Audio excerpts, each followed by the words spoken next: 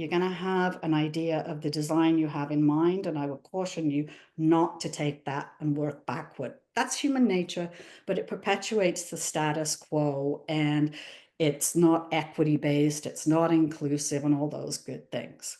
So, keeping the end in mind, what you want to do is think about at the end of this process, how will you know you've got it right? How will you know you've made the right decisions? So rather than thinking about what this new organization or department or function will look like, think about what it is you want to accomplish. And this really comes down to fear, trying to address that fear up front. If it's not a downsizing operation, if no one's going to lose their jobs or lose money or lose status, say it. Say it again and again and again. Say it in all kinds of different ways that you can possibly say it to communicate what it isn't. If your mission's not changing, say it. If your culture's not changing, you're going to keeping the same values, say that. And if you do anticipate job losses, and this is somewhat controversial and will depend on whether you have a union and those kind of things, but I suggest and recommend being clear. We do anticipate some job losses in this. We plan on minimizing the job losses. You will be communicated to by X date.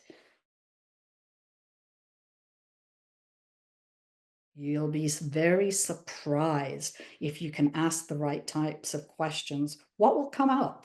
It's really interesting.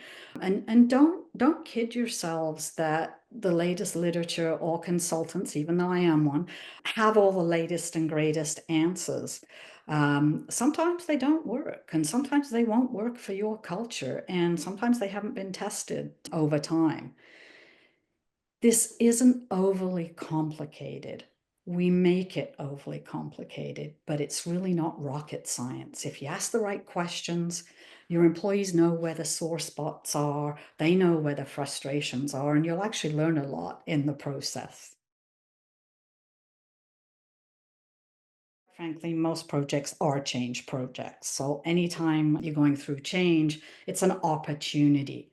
So if you are thinking of changing your cultural values, state them right at the start. State the organizational values you want to reinforce or to change. In an organizational design project, clearly an example is if you want to reinforce collaboration and teamwork, if that's really critical to your culture, you're going to consider a flatter organization structure that facilitates team building and making quick decisions. Consider at this time changing your reward systems to change any kind of culture that you want to achieve. Reward systems are the thing that basically closest links someone to change. It's very motivational, whether, again, we agree with it or not. You sure get people noticing if you're going to change the structure of your reward systems. This is maybe a nightmare idea, but it's an important one to keep in mind, and that it's not over when you think it's over. And that doesn't mean because you've got a new change project coming up. It's because you need to continue to check in with your change to make sure it had the desired effect that you were intending. This is where we come back to idea number one, where we had all of those measures or goals that we were trying to achieve or accomplish with this change. So you need to continue to gather feedback and assess your desired outcomes. Continue to use your magic wand. Do a specific employee engagement survey or a mini one that focuses on some of the change. Continue to use mapping, diagramming to tell employees how they fit into this new bigger picture. I like diagrams of, if you look at the employee's mission and mandate, and then those maps that you see in really big malls, you are here. Show someone where they are in the organization and how they fit to the bigger picture. That's all part of this change management.